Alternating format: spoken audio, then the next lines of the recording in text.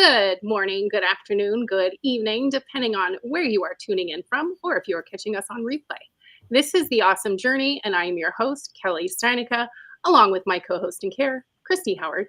And we're just two girls that connected on LinkedIn 15 years ago, live on opposite sides of the country, have giving hearts, a passion for paying it forward, and I may have prayed to be living louder in my purpose, and now here we sit in front of microphones bringing you The Awesome Journey.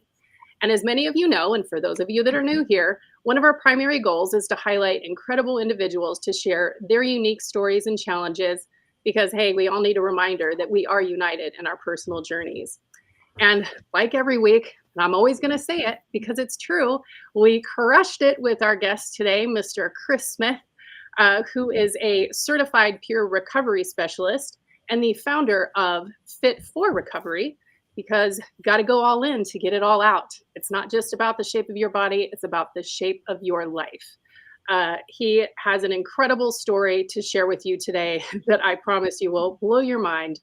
And I guarantee you will fall in love with him the way that Christy and I did after our first conversation with him. And so we can spend as much time with Chris today as possible because his story is a doozy and there's a lot of twists and turns to this one.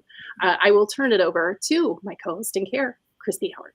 Well, as you guys can tell, I was making funny faces because once again, I have technology issues on this side and I've got two computers going and the mouse didn't want to work, blah, blah, blah, blah.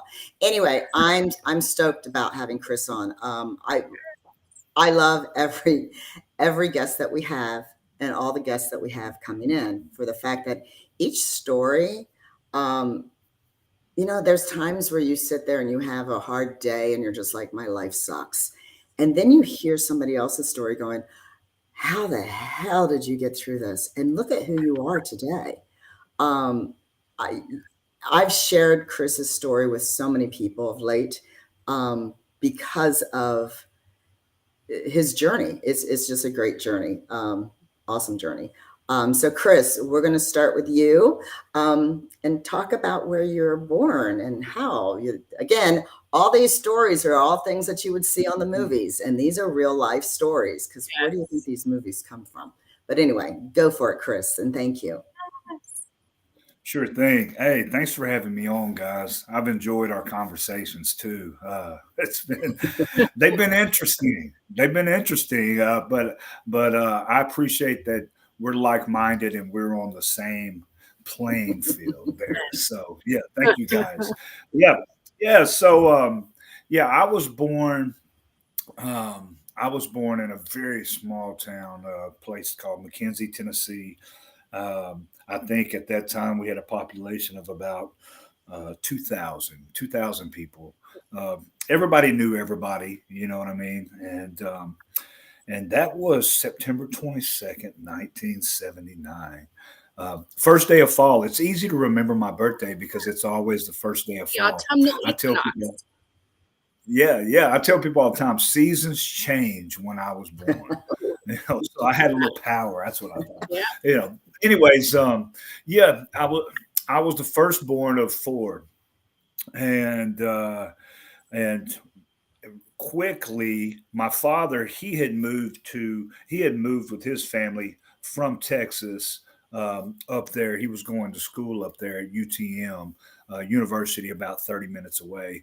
And my mother and them, she was from Illinois, and they had just settled back here after the big industrial boom, automotive boom and stuff. They went up north and the whole family stayed up there, but my great grandmother decided to come back. So they moved back to this little county that I'm from. So we ended up moving to the town where my father was going to college at, which was right up the road in Martin, Tennessee, and stayed there for a few years. Of course, my mother, as he was going to school and working, she had two more boys. So I was the oldest boy out of three of us boys. And I don't remember any of that, but my very, very first memory, I was about 3.5 years old, and 4 years, something like that. And it was late night. I was awakened by my mother and my father having an argument. And so I ran into the room. I ran into the living room, and I seen them. They were like in each other's face, just yelling back and forth. And my mama looked at me and said, it's okay. It's okay, son. Just go back to bed. Go back to bed. So um, of course, I didn't go back to bed. I just went You guys, back. I'm going to interrupt. You guys lived in like a 1-bedroom. The house was very small. Everybody was like in 1 bedroom or something. Yes. I tell people all the time. And then even when we moved, the conditions were worse than that particular place. I go by that place quite a bit because my office was in that town for the last 3 years, and I would just look at that place, and I was like, how did But anyways, so I stood by the doorway right there, and I was listening. I just kept listening. Of course, I'm crying and stuff, and it escalated. It escalated, and when it escalated, I ran back in there. My father starts yelling at me, and my mother, she said, "Don't yell at my son like that." And he said, "Well, your son, you can have him." And he turned around. I went up and I grabbed my mama, and he turned around and he walked to the end table where his keys were at. He picked his keys up, opened the door, walked out the door, down the sidewalk, into his car, got in the car. As we're standing in the doorway there, watching him do this, and we're both crying, and he backs out and he leaves. I didn't see him for a decade after that. Yeah.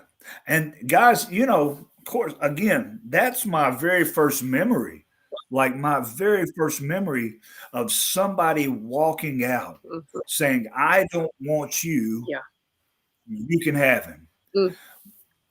And when and fast forward all the way forward of my life, when I decided to make a change and I wanted to uncover all these things of why I acted the way that I did, and everything that I went through in life all stemmed to that particular day, my very first memory.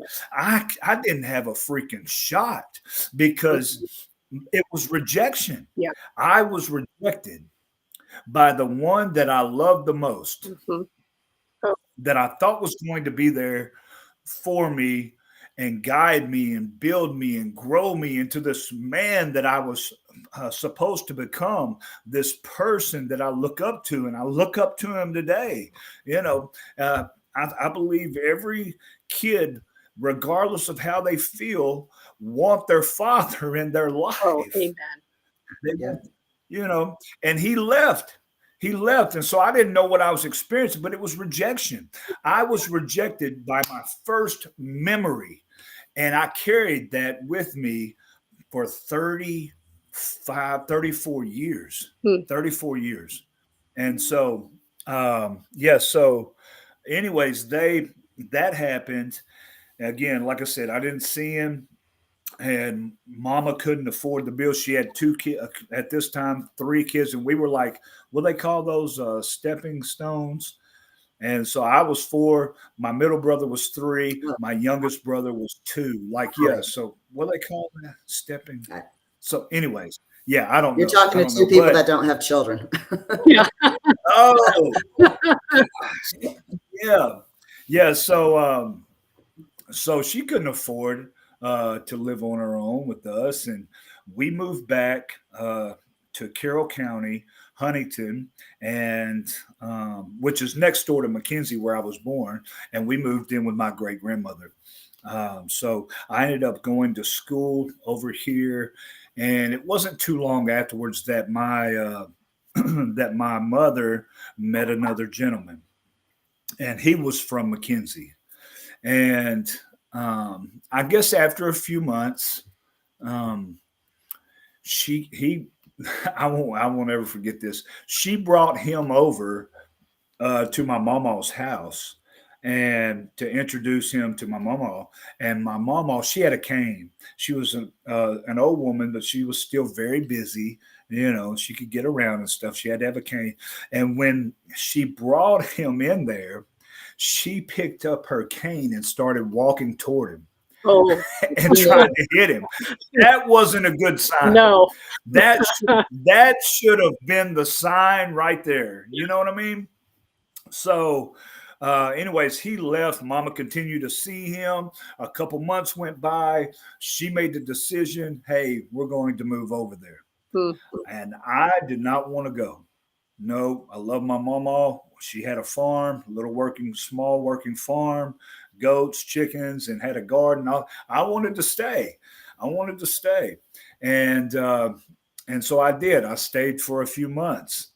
She moved the other two boys over there, and my mama never went over there. I never went over there or anything. And I thought this was where I was going to grow up. I was going to grow up with my mama on this little farm, and just have a nice, simple life. And my mama forced me to go over there.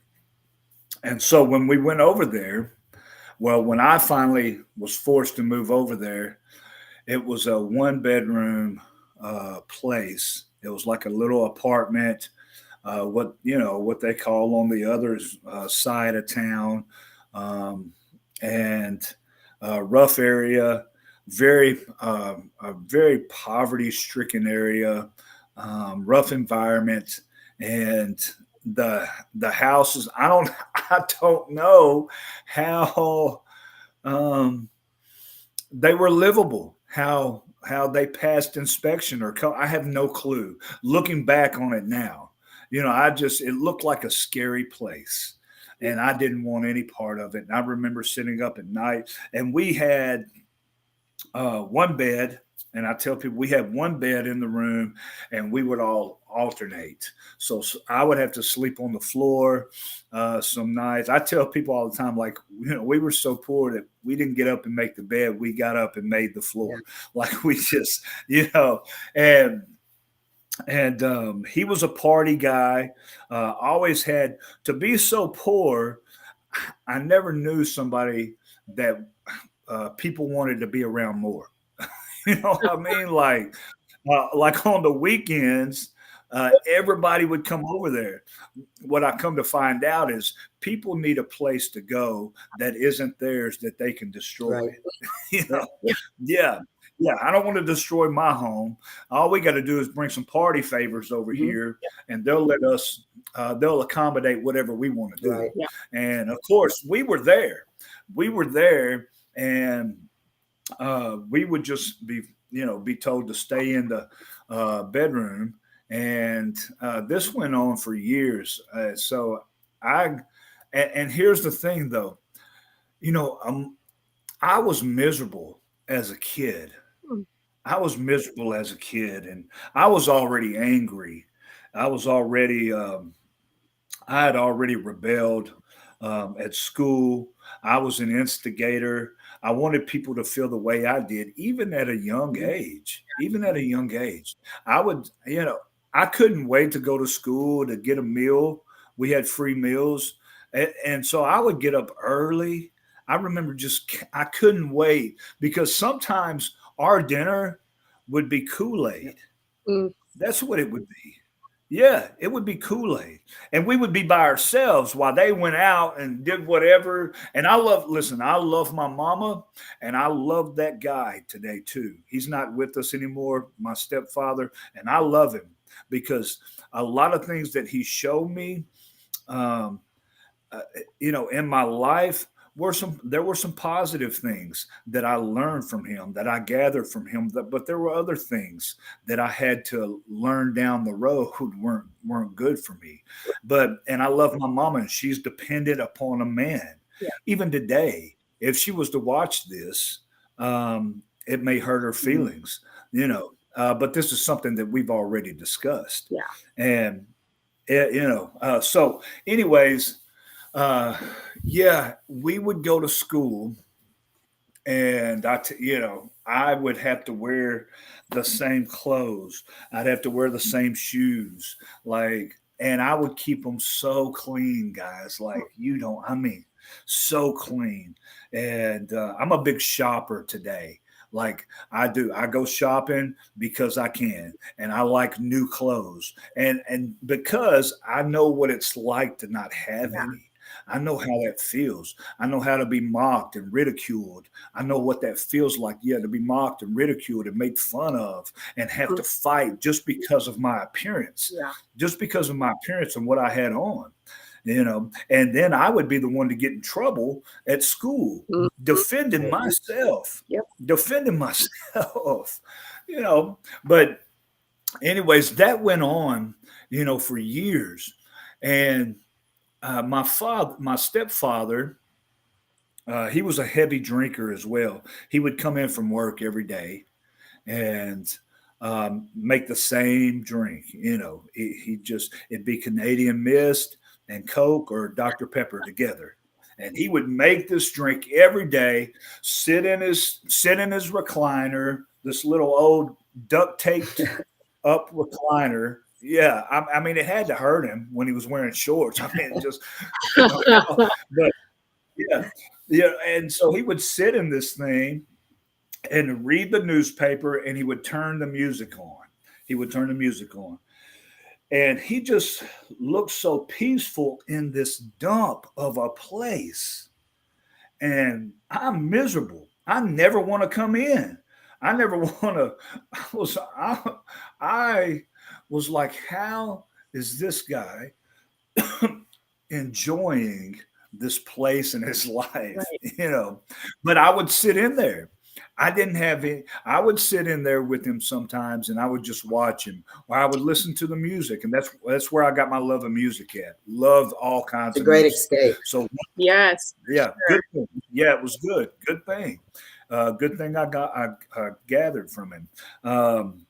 So I would go and so I started watching him mix these drinks and stuff. And I was like, cool, that's pretty cool. So one day, a couple months later, I was around 9 years old, right at 9. And one day before he came in, I said, I'm going to make him a drink. I've been watching him. I'm going to make him one. So I went in there. I know where he keeps his liquor, right underneath the kitchen sink and the little cabinet below there, and pulled that drink out and poured it just like he pours it. Got that Coke out, poured it in there, got the 2 ice cubes and dropped them things in there, and done timed it to where I knew he was going to be walking in. He was routine. He was a routine guy every day, never failed. And so when he came through that door, I was standing there at the door with this drink in my hand, and I held it out to him.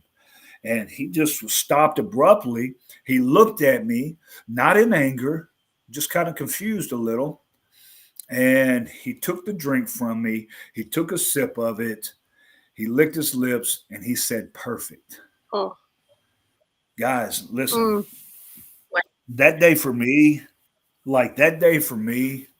that was a big day, because I've never really done anything right. And if I did, nobody ever said anything. You got approval. I was going to say, you just finally felt appreciated and noticed. For making a freaking drink, So people know me. Because we were only 30 minutes out, I want to sort of fast forward. I hate to do this because you and I we could sit. Those are some of the biggest, I think, things. Yeah, because it forms who you were. Yeah. To go to where you went. Back, and then where you we could sit here for a few hours. No. I thought we had an hour. We do. I'll speed this. We're in 30 minutes. Oh, wow. Well, it's wow. Okay. Started at 11. Here we go. It's okay. So from right there, right, 9 years old, first drink. I got approval. I felt cool. 11 years old. I started stepping out on the weekends I'd come in because they would come over and watch the football games. I started watching the football games with him and his friends and stuff, and they thought I was pretty cool. Even I was like their little mascot, you know what I mean? Yes. And so at 11, one of his best friends invites me into the bathroom. He said, they called us stud stable, stud 1, stud 2, stud 3. He said, hey, stud, come here. He was like, hey, come in the bathroom and let me show you something. So I went in there. And he was like, you ever seen this before? And it was a white substance in a line. And I said, no. He's like, I'm going to show you how to do this. Oh, my God. And so he hit a line. Yeah. And then he gave me the dollar bill, and I rolled it up and I hit it. I was 11 years old when I got my first taste of cocaine. And guys, I'm going to tell you what, it set me on fire. I'm not going to lie. It felt good. Yeah. And I just wanted to do things to appease people. Yeah. I wanted to, it didn't matter. I was just trying to fit in somewhere, and I carried that with me, So I got into my teenage years, same thing. I'm trying to fit into any group that will allow me to come in because we're still dirt poor, right? We're still dirt poor. But when I get 15 years old, I started hanging out with some college guys. Long story short, we got in a little bit of trouble, or a lot of trouble, selling acid in different counties. And selling acid in different counties. And of course, I got sent away. I got sent away for 2 reasons, 2 different times. And the other one was for sleeping with a married man's wife. And I almost beat him to death, and with a ball bat. And that's another story for another time too. But when that happened, when I got busted right there selling that acid, it was on a Friday night, kind of like when everybody rode up and down the strip and stuff. And that was a pivotal point for me, because it felt like that night everybody was in the parking lot and everybody was staring at me. And the following day, I played on a baseball team, a traveling team, and I normally got to ride with my friends and their parents and stuff, but nobody would let me ride with them. That night when I got in trouble, my stepfather didn't say nothing. My mother didn't say nothing. Nobody said nothing. It wasn't a big deal. It was like it was expected. Right. And I made a decision that day right there that if I'm not cared about, I don't care either. Right. I could care less either. And I said, if people want to view me as this outcast, this bad person, stay away from him, and stuff. And then that's what I'm going to be, the bad person. Then. I'm going to be the best bad person I can be. If you're going to be there. Yeah. I'm going to be the best one. Yeah. That's what happened. So, and I continue to get in trouble. 18 years old. I hit my first line, or smoked my first bowl of crystal meth. And when I did that, I fell in love, guys. I fell in love. I had found something that done 2 things simultaneously for me. It gave me pleasure and it numbed the pain. Yes. All at the same time. And it numbed the pain for a long time. And I chased that for 22 years. 22. I know many people that have done that. And here's how my addiction progressed. My addiction progressed in time, because 3 months later, I found myself in a jail cell. And I just turned 18, September of 98. December, I was in jail. Boom. And you think that would wake me up? It didn't. It didn't wake me up. I knew everybody in there. That's where all my people were, And so it was like a welcome home party. You know what I mean? Like, hey, welcome to the. And so, anyways, my addiction progressed 2 years, 3 years, 5 years, 8 years, and 16. I mean, so I'm I still have on a question. When you were in jail or prison, were you going through withdrawals, or were you able to get your fix in the system? So I never got high in prison. Okay. Wow. Yeah, I never got high. It was always about bettering myself, like physically. I was on a routine. Right. See, right. I was on a routine. Part of your structure. Like that was just the normal transitionary Yeah. period that you had. And I think one of the things that I want to exemplify through, I mean, there's so many things through what you've said, but when we talk about drug addiction, because everyone that we've had on Mhm. that's had anything with drug addiction, it is always related to a painful childhood or a Mhm. tragedy, usually. Mhm. And Yeah. what I think is so important is to realize that with people is having the empathy of, you weren't a child and go, God, I can't wait to grow up so I can be a drug addict. You were a product of your environment. And I mean, it's honestly, it's textbook. Um, I mean, and it breaks my heart that someone at 11 years old took you in and introduced you to cocaine. But of course, in that environment, what were the other options? I mean, that was going to happen eventually. And to say that, well, Mhm. at least you were already 11 and it wasn't earlier. Um, Mhm. it hurts my heart to know because, of course, again, thinking that me to belong is making a cocktail. I'm making a cocktail Mhm. so I feel appreciated and I feel love, and understanding that all of this negative, um, feedback that you were getting but that was giving you attention regardless, good or bad, that's what Mhm. you go for, and that's where you were getting the attention, and you were being the best bad kid you could be, Yeah. and then it became, your life. I mean, it was the cycle. And that's what I did. That's what I did my whole Well, you didn't life. know anything I different. was Right, right, Yeah. no, and nor no. did And anyone else. here's the thing about that too. I had gotten to a place in my life where I said, okay, this is just, I got the, excuse my language, but I was like, okay, I got the shit end of the Yeah. deal here. Yeah, And okay, so if I am, I will be a product of the environment. mhm, I will, and I will accept the consequences for my actions. right, And because this is just the way it goes. This is the cycle. I wish I was born, and that's the way I viewed it. And so um, I didn't care as long as I was around people that would accept me, and they would accept me because they were living that same yep, life, and I just wanted to fit in somewhere, even though I was miserable in it at times. yep, I did not want you to take that from me, because if you did, I would be left with nothing. right, I'd have nothing at all. And even when I tried to fight out of it, I was scared to death because I knew I was going to be lonely. Right? I knew I was going to be lonely. I knew that starting over and starting from scratch when I've lived this whole lifestyle right here, this is all I know. Are you telling me that I have to learn something new now, recreate myself, all this stuff? And that's where I got, guys. So fast forward.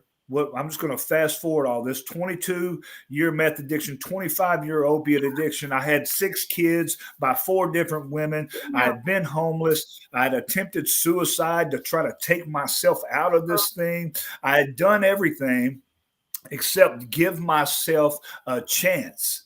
I'd been at the bottom of the barrel, poor, broken home, dysfunctional family, addicted family members, addicted myself, not responsible as a father, just everything, all this stuff. Again, attempted suicide, depression, diagnosed with social anxiety disorder because I did not trust the community. I always thought they had something. So if they said good morning or hello, I thought they had an agenda. I stayed away from everybody because I thought that in the back of their mind, they were judging me anyways, And so all this stuff built up, everything built up.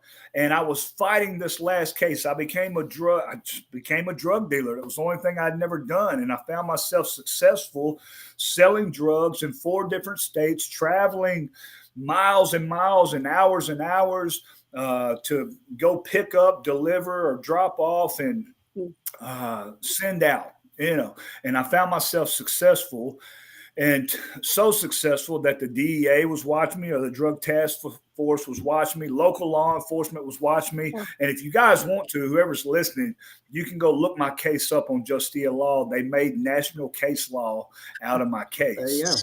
go. Yeah. Whew. Yeah. So because I had beat the case, but then the state appealed it. This is a whole nother story for a whole nother time. But anyways, I was sitting in there on that 16-year sentence.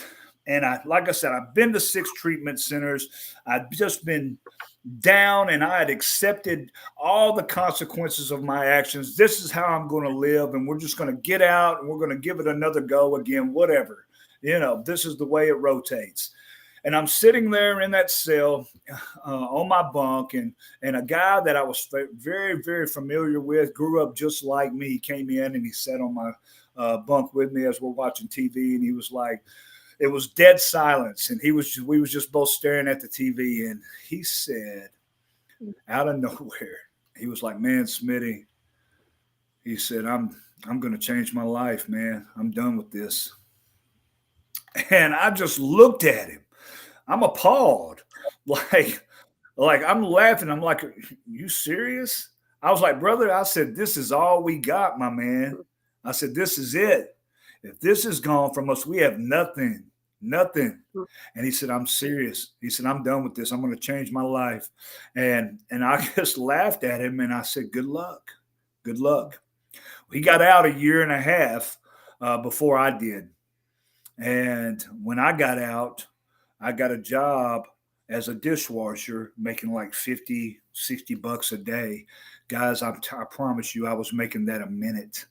And so I was not grateful for the opportunity to wash dishes. I did not want to take food that somebody else had been chewing on off a plate and put my hands on that plate. I was not grateful. So it didn't take but a week, and I'm back to doing the same thing. And I seen my buddy a week later, and he's walking up to me from a distance, and I knew something was different about him. I knew it. And as he walked up, he had this smile on his face. I'll never forget it. His chest was sticking out, and he was walking with a bravado. Just this man. And I said, "Johnny Mac?" That was his name. He was like, "Yep." He said, "I told you, brother." He said, "I told you I was going to change my life, man. I told you." And I said, "You didn't have to say nothing. I know you did." And I just asked him, I said, "What'd you do? What'd you do?" Because for me, from 5 years old up to 38, I had never seen nobody. I hear about it. Yeah. I hear them preachers coming into the prison saying you can change. I can see them at a meeting when we had those meetings and stuff that I was forced to go to when I was on parole, talking about a change. But I don't know them. I don't know you, preacher. I don't know. I've never seen anybody that I grew up with change. It's a hoax, except him. Except him. I knew this guy, and I knew he had changed, and he told me what he did. 2 weeks went by. He was calling my wife to check to see how bad I was doing. He knew I was doing bad. How worse had it gotten, was his words. And she said, "It's almost over."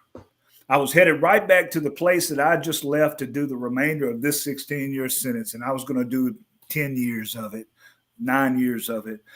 And I had been up 5 days. I won't ever forget it. I've been up 5 days. It was 5 a.m., all these fives, 5 days. It was 5 a.m. And I was laying there in the bed, trying to go to bed, staring at this ceiling fan. And I had tried, guys, I promise you this, like I had tried to get out of this before. I had to see, but I just didn't have enough, whatever that was in me, to do it, just to see. And there was one thing that I had never tried before. And so as I was staring at that ceiling fan, all I could say was, "God, help me, help me." I never asked. I wasn't brought up in the church. I didn't believe in opening a Bible really when I was locked up. I didn't know how he could fix things for me, right? I didn't believe. But when I said that prayer, I was giving him a shot. I still didn't know, but I had enough belief to say a prayer, and it came from a place of sincerity and fervency that I'd never said before in my life. And then 5 minutes later, I hear a tap on my window. And I thought it was I'd missed 2 of my parole meetings. So I thought it was, they put a warrant out for me. It was police officers coming to arrest me, but it was my buddy. And he said, "Smitty, it's Johnny Mac, come to the front door." So I went to the door. I opened that door up, and he's looking at me, and I'm looking at him, and he lets out a little whistle. And he said, "I came just in time, didn't I?" I said, "You sure did." I said, "You sure did, buddy." I said, "I need some help." And that's the first time I ever meant it in my life, that I was willing to do whatever it took to get myself out of here and into somewhere better. And I didn't care what it took. I did not care. I was willing to do anything that it took. And he took me through the steps, got me into treatment, and I stayed there for 2 years. It was a 4-month treatment facility, but I begged them to stay. And there's some more stories within that, but I begged them to stay. And they said, "Stay as long as you want." I called my kids and I said, "I'm not coming home right now to see you." I called my wife. I said, "I'm not coming home anytime soon." I said, "We can't even talk but once a week. You can't come up here and see me." I said, "This is how serious I am." They were like, "Why not?" I said, "Because all I know is this, that I have found one that won't ever leave me or forsake me." Amen. I have found one that won't ever leave me or forsake me, but you may, and I need to be able to stand on my own. So I can't guarantee that you'll still be around or you'll still love me or whatever, but I know one that will, and I'm going to give all I have and am to him and trust him in this process, however long it takes. Amen. And that was 2 years. I ended up working at that place. I ended up going to college from that place. My life was going like this, just at that place. And God called me back home. And I said, "God, man, I am living for you." I said, "I have done everything that you have asked. I have been of service. I have loved on people. I have encouraged them. I am building myself up in my most holy faith to you. And I have been obedient. I'm not doing this. I'm not going back home."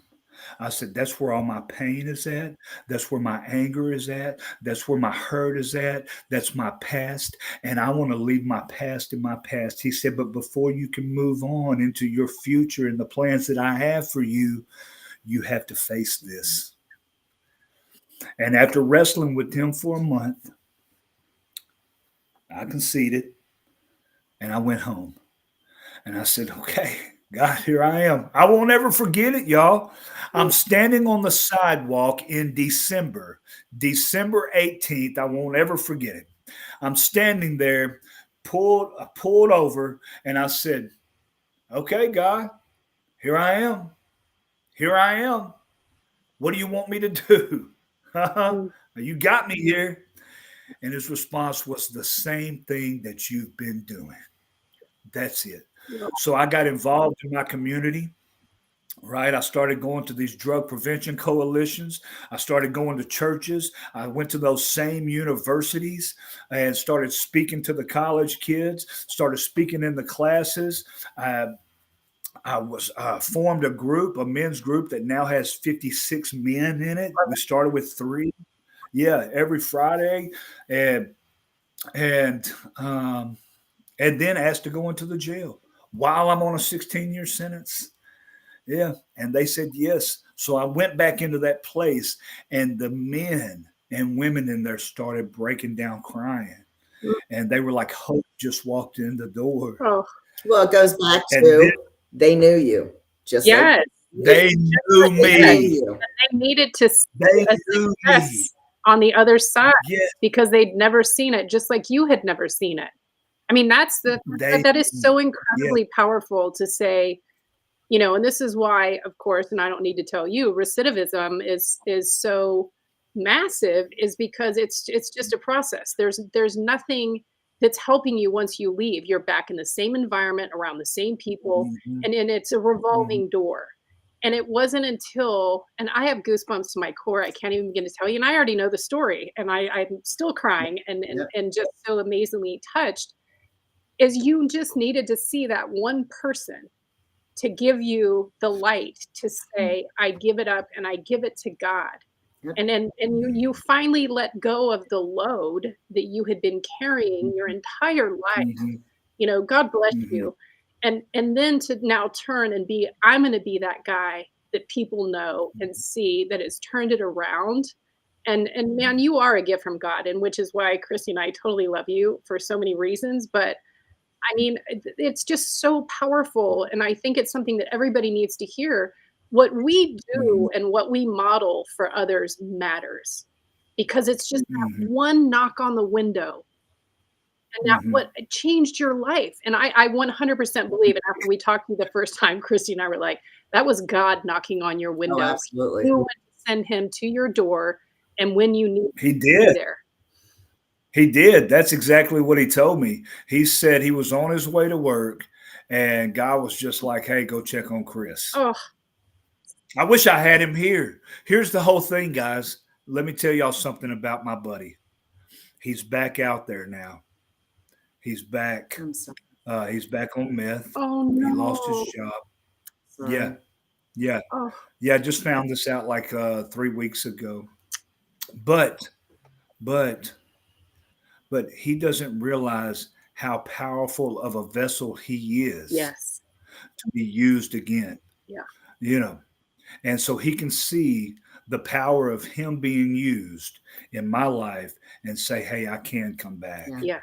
And so, yeah, so and I think that's what we do. We are used, and I think that's why our lived experiences, because we all have them, Yeah. that are vital components of hope Mm. when we openly share with the people that are in our circles or just slightly familiar with us. And that's why I believe we need to be out in our communities locally. Yeah. Yeah, we need to voice these things out loud to the world, but especially in those places where everybody's familiar with us. And then they see me when I'm able to go in, like I'm able to go into the prisons. We did a statewide reentry tour a few months ago, and I got to go into all those prisons while I'm on parole. Who gets to do that? Well, Who gets to also, do who do that? you work for? Let's pull that in. Yes. Let's Yeah, pull in yeah, that one. yeah, I mean, come on. yeah, How could that even yeah. So, happen? yeah. So I was just out, right? I kept spreading the message, kind of like just this cheerleader, or this motivational guy. And I would just go everywhere I went, I would scream it, right? And I was at a university talking to the freshman orientation, like 700 students. And there was a gentleman there that worked for the state, and he was like, "Man, that's fantastic, bro. Give me a call. Give me a call." I was like, "Sure." So we struck up a friendship, and when he had an individual that needed help in this area, he would call me and ask me to go speak with him. I said, "Sure." And so I would do that. And after a few months, he took a promotion, and the director up in Nashville asked him if he knew anybody that would fit the role. And he says, "I've got just the person." So asked me to interview for it, and I went through a couple interviews and got hired on as a peer project coordinator for the Tennessee Department of Mental Health and Substance Abuse Services. And peer project coordinator, I had 10 counties at that time. And so we would want to build recovery equity in those rural areas, and so we wanted the community to understand that they themselves can be a resource in their own community that we can leverage, and so we wanted to build recovery capital. And that's what I did for 3 years. Mm. And And so I was working on some other side things, side pieces, building up like our recovery court. We were the last 5 states and or counties in the state, our judicial district, that did not have a recovery court or an alternative pathway to incarceration. And and the guy that was running for judge used to be my defense attorney. And he heard about me changing my life, wanted to meet. He was like, man, I'm astonished. I'm blown away. He said, I'm one of my platforms that I'm running on is recovery because of you, because of you. You know, the judge had told me that I'm the reason they make prisons. And I took it to heart. But I'm also the reason that this gentleman was running for judge, and one of his platforms was recovery. So I said, well, let's start working on it. So anyways, Governor Lee, our governor, great state of Tennessee, loved this place, appointed him circuit court judge. And as soon as that happened, I made the connection with him and the person from Nashville that was over recovery court. They started working on it. A year and a half to almost 2 years later, we got the recovery court. He asked me to be program director for the 24th Judicial District Recovery Court. And initially I said no. Because I said no because I knew how big of a challenge it was, because in our particular area, heavily stigmatized, zero resources, literally virtually nothing. And normally a recovery court comes in, and because there are pieces of support that can wrap around the recovery court for the individuals that are incarcerated or need an alternative pathway. And we don't have any of that. And so I was looking at it and I said, man, you know what? I've overcome my addiction. I've overcome my death. I've overcome debt. I've overcome just an overall unhealthy body. And I need another challenge. So 2 weeks later, I called him back. We had a meeting. I said, give me the job. And so I took the job because of the challenge. I like to be challenged, and this is and I like to feel pressure. And every day I wake up, I say this all the time, and I mean it wholeheartedly. Not a day goes by that I don't look in that mirror and I say, I'm going to fight you today, because see, you're going to try to hold me back with your negative comments and your negative thoughts. You're going to try to keep me down. You're going to try to oppress me and not allow me or intercept me on my way to my full potential. And I'm going to fight that today. I'm going to fight you today. I'm going to be an ally for me today. Amen. That's what I'm going to do. Yeah, so I take the challenge. And we're going to build it up. We're going to build this thing up along with some more recovery capital, housing. We're already working on housing. Hadn't had the job since July. We're already meeting with people to talk about implementing residential treatment in houses for these individuals that come to the program. Eventually, we're going to have top to bottom in my judicial district, we're going to have 40 people in this program, up to maybe 50 or 60. We'll see, but and when that happens, that's incredible. I'm going to move on. So fast forward, because we tend to bring people back on because yes, I would love to get you and Ben on, because we're going to have Ben on. Yes, that's exactly what I was just thinking. Well, we're so unique. But that's why I'd love to have the you two on. But that's next year. But anyway, because it's next year's. Yeah. Explain the restaurant and your gym and how and your adoptions, your fosters. I mean, Oh my gosh, so, you guys, he's so incredible. There's just not even enough time to pack it in that. Yeah. So guys, and I'll back up a little bit. Like when I looked at my life, I knew that, and that's why I wake up every morning and say what I say in the mirror. I love it. Right? Because I knew it just wasn't about my addiction. Like this was really about me. Yep. It was about me and my selfish, self-centered, arrogant, prideful, egotistical self. And that's what I needed to eliminate. I did not want to limit myself, and the drugs, I knew that I could have this perception if I just get off of drugs, my life was going to be great. No, I looked at every facet of my life, and I wanted every area of my life to be improved, to continue to elevate it to its utmost potential, right? And so once I got off the drugs, I just became clear of what I wanted to do. I wanted to be financially stable. I wanted to create my own schedule. I wanted to be an investor. I wanted to have some businesses eventually to where I can give back into the community. And that's what happened. I saved up some money. I made some good investments in my prior life that gave me a good return to where I was able to go in on a restaurant with somebody. And when I did that, and now, we don't owe anything on the building. I don't owe anything. And so I wanted to have a place where if somebody was in the community needing a job that was struggling, to come in, especially if they were in recovery. So we put people in recovery to work. Same thing with the gym. You'll see me if you check me out, I do a lot of videos and a lot of posting in the gym. You gotta follow. Yeah. And that's where, and that's where I do a lot of my thinking at. But if you are a first responder, you're a veteran, you're somebody in recovery, have a mental health disorder, you just come in and say, man, I'm dead broke, but I want to come in here and work out. We make no money off the gym.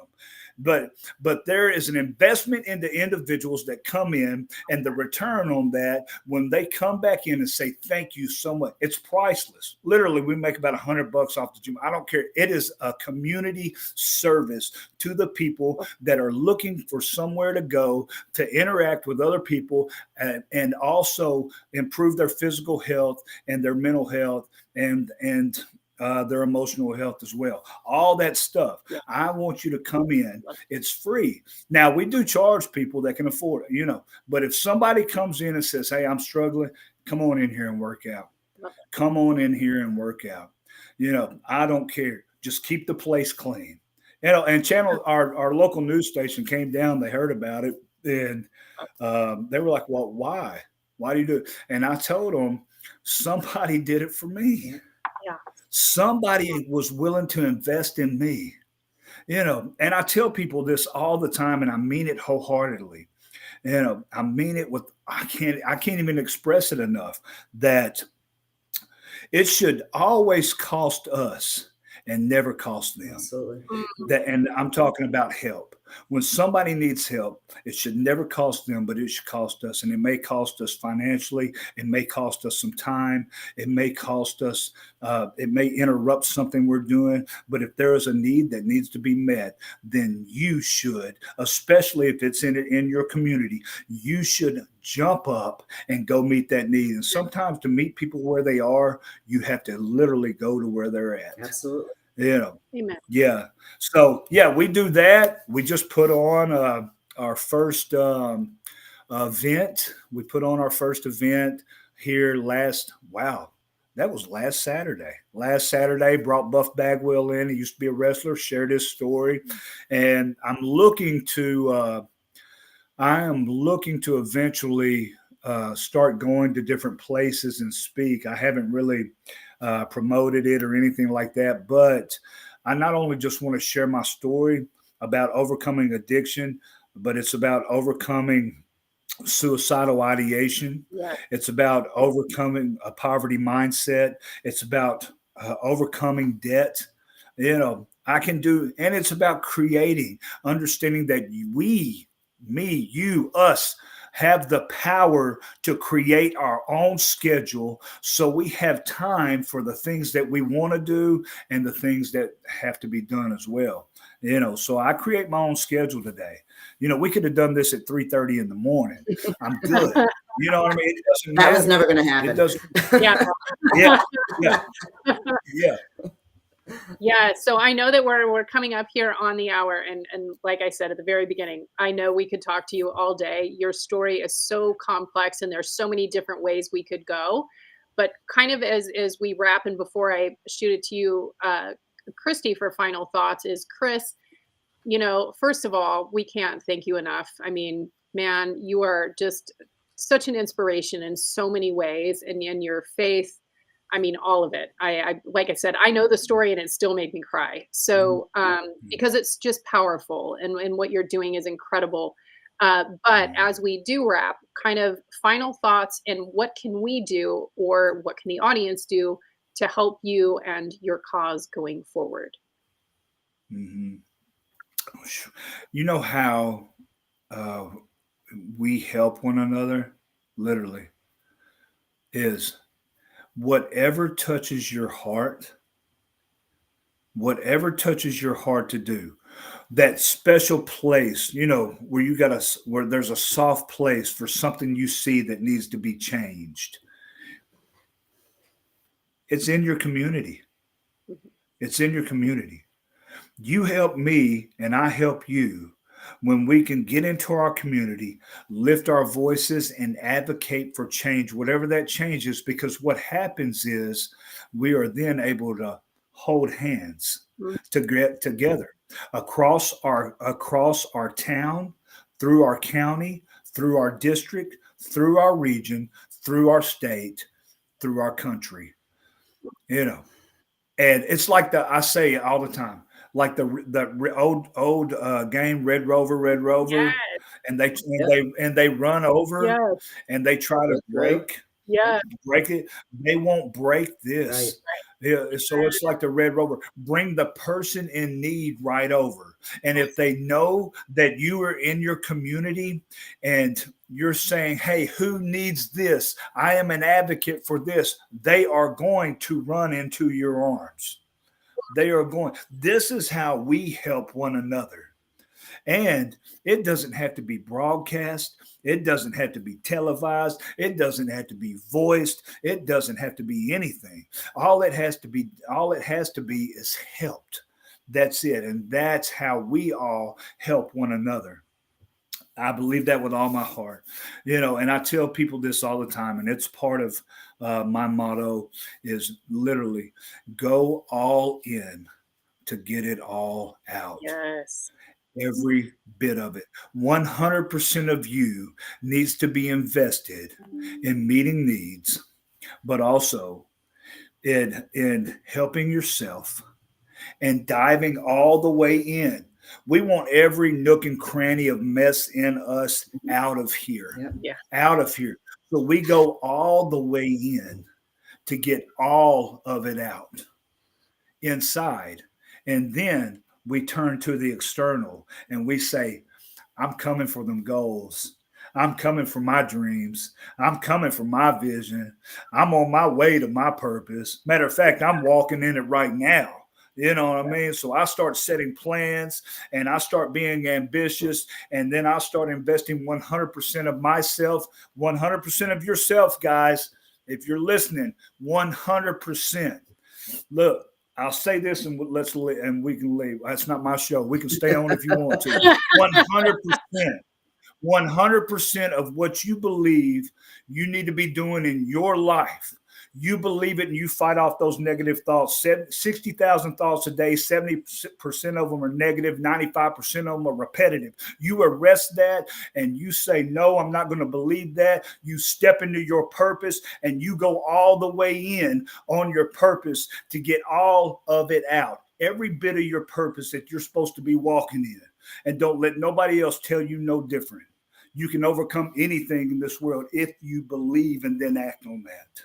Amen. Amen. Girl. I adore you. You're just my rock star. Oh, I know.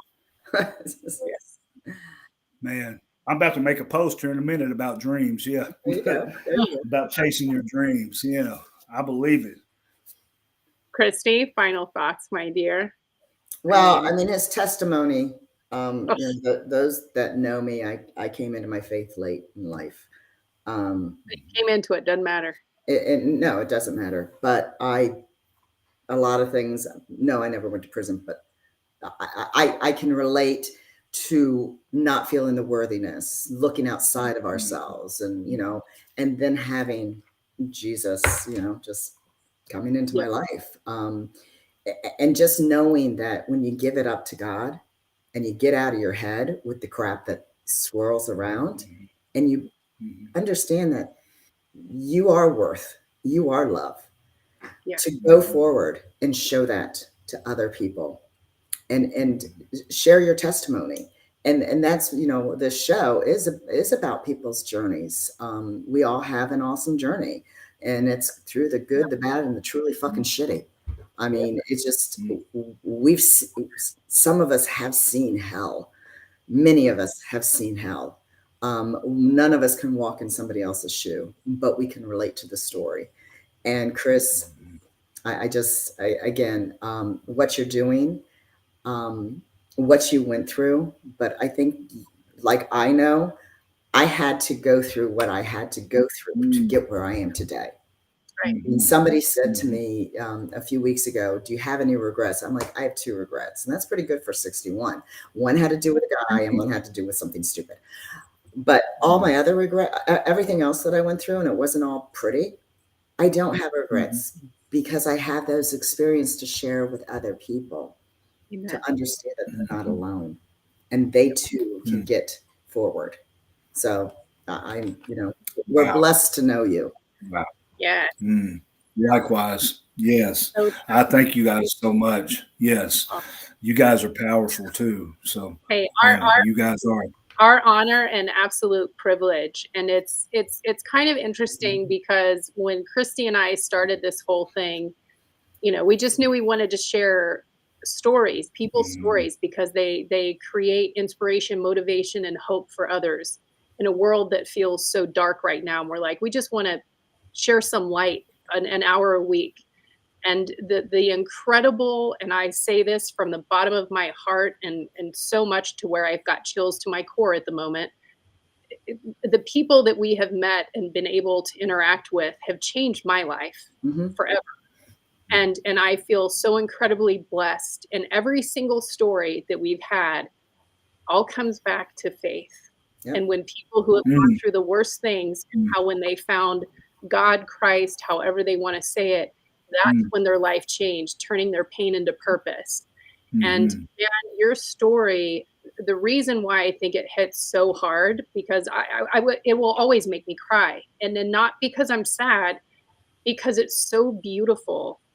That all you needed was to see someone turn the corner, because your normal was where you were comfortable. And that's where we tend to stay. Comfortable doesn't mean that it's pretty. Comfortable just means what we're used to. And you finally saw someone that went beyond it, and it gave you hope enough to be able to say, damn it, I'm going to try, because it can't be any worse than this. And you did. And what you have done, and granted, y'all, I'm just telling you, we just really did scratch the surface, because there are so many other side stories that are absolutely amazing. You, Chris, are a gift from God. I know that Christy and I will speak for her in this one, because I know she'll agree with me. My life is better because I know you, and I've got to spend time with you. You motivate me, you inspire me, and you remind me that, shit, I need to go to the gym. But because of your undying purpose to help others, because of your own struggle, and your non-judgment of anyone. And it just, for everyone who is watching, is remember, everyone is going through something. And you may be that difference in someone's life in that one moment. And take that opportunity and be that moment for someone else. You don't have to agree. Don't judge. And I think that's another thing, is you don't know anyone's past. You don't know their journey, how they got to where they are. And you said so many powerful things. And one of them being is meet people where they're at.